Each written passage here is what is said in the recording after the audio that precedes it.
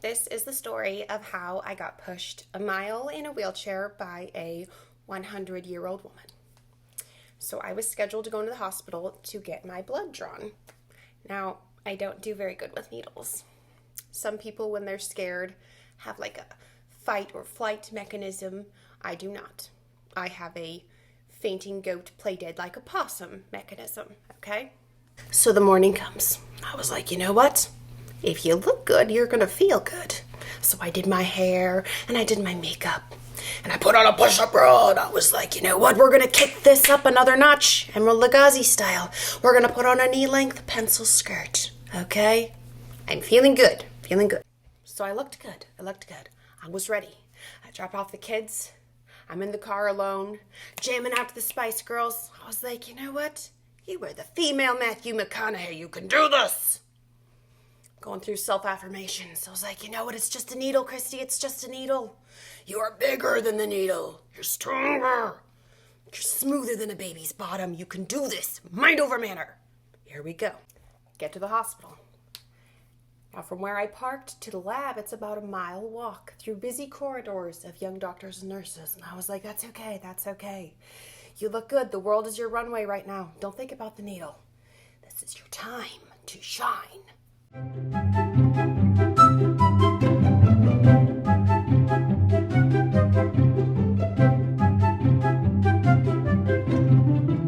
So I get to the lab, and it's like this long hallway with chairs on both sides, and there's the receptionist and the bathroom on one side, and all the lab rooms on the other. I go and sit down, and it's just a bunch of old people. Myrtle's here, Girdle's here, the whole gang's here. And I'm just waiting for my turn, and every minute that the clock goes, my anxiety's just... Finally, this big dude comes out, and he's like, Christy, you're my next victim. You know when you like reach into a box of feral kittens, and they're like, and they put their ears down? That's what I was like. So we go back to the room, and he nonchalantly goes, take a seat in the chair. This is no ordinary chair, okay? If you've ever had your blood drawn, you know the chair I'm talking about. It's like the straight jacket of chairs. It's like a adult high chair that straps you in. But instead of somebody spoon-feeding you applesauce, you're going to have this giant needle plunged into your veins and suck the life out of you. So I was like, okay. So he does the thing.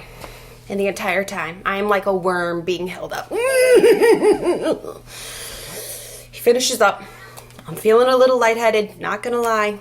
So of course when he asked me, are you okay? I was like, yeah, fine.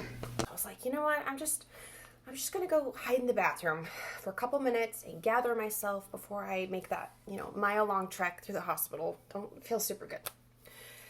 So I go, sit there on the toilet. I'm like, it's over with, Christy. Like, why are you tripping out right now? Like, remember, like, you are bigger than that needle. You really were stronger. You did it. You're smoother, okay? You are the female Matthew McConaughey. You're all right. But I was not all right. My vision starts going blurry.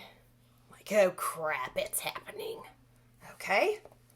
I need to get out of the bathroom and onto a carpeted area so when I fall, I don't crack my head open. Ears start ringing. Okay, we're down to the wire here. You've got about 3 seconds left. You have enough time to either A, pull up your panties and skirt, or B, grab your purse so your wallet doesn't get stolen. Panties, purse. Identity theft is a real problem. You may not want to leave your wallet behind, but I think flashing people's a misdemeanor. So I grabbed my panties and my skirt and I pulled them up and I ran as fast as I could out of the bathroom to find a place to lay my stupid head. And all of a sudden, poof, everything's black. And I'm floating in outer space with kittens. And it's so relaxing. And then slowly but surely, the white noise of the ringing and the blackness kind of fades away. And I open my eyes and there's a ceiling. Look over. There's Myrtle and Girdle looking down at me. The whole gang's here. Look the other way. Oh, it's the vampire big guy. He looks down. He's like, hey, you passed out. Oh. He goes, you know, maybe next time you come in, don't wear a skirt. I was like, the skirt! Look down.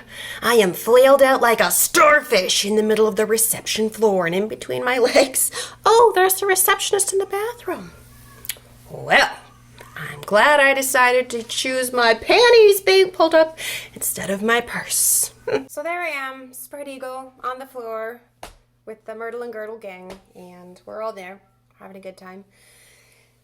And I'm just trying not to cry. If you ever passed out before, you would know that when you wake up, you are just like uncontrollably emotional. And if you've ever had the displeasure of getting to know me, you would know that I have the world's ugliest crying face, okay? Like Kim Kardashian, hold my beer. I don't even know how to describe it. It's like a baby pterodactyl calling for a mom. Rah! That's even me trying to hide tears. So I'm just laying there like, stop. Myrtle and Girdle lean down. They're like, that was the most graceful thing I've ever seen. I was like, thank you. I was a dancer for 10 years. Big dude comes back. And I was like, hey, I'm really sorry for passing out and flashing everybody. I'm feeling okay now. Like, I think I'm just gonna go. It's like, yeah, you said you were okay last time. I'm just gonna have somebody escort you out in a wheelchair. What? So I'm just laying there. I'm still on the carpet. Myrtle and Girdle, they're all here. They lean down. They're like, do you want an Altoid? No, I'm fine. And then another patient comes in, and this lady's like, she's like 100 years old. In fact, my great-grandma's 99, and she looks to be about 20 years older than her. So let's just say she's 120. She's like 3 feet tall. Her skin's like rice paper. I'm counting every vein on her body. And she's pushing her own wheelchair. I'm like, what is the matter with this place? About to call Adult Protective Services, okay? So she comes in, and she's scanning around. She's looking at all these old people. She's probably like their great-great-grandma. And she goes, Christy? What? Big dude comes out. He's like, hell, your ride's here. What? So I got in the wheelchair. And we are reaching our final altitude, cruising through the hospital corridors at 0.2 miles per hour. I was like, hey, can I help you? Like, can I push with my arms or something? No, dear, you need to rest. What? We're going past all the young doctors and nurses that I strutted by before. I was like, you know what? Don't think about it. Maybe they're not judging you. You can own this. Make it look natural. Princess wave, where does that come from? How is that natural? I don't know. And they look at me and I was like, just smile, own it. And all that comes out is this.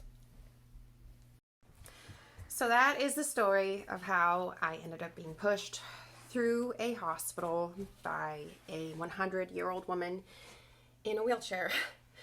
And I hope that if you're having a bad day, you could feel better about yourself when you think of me and the stupid things that I do.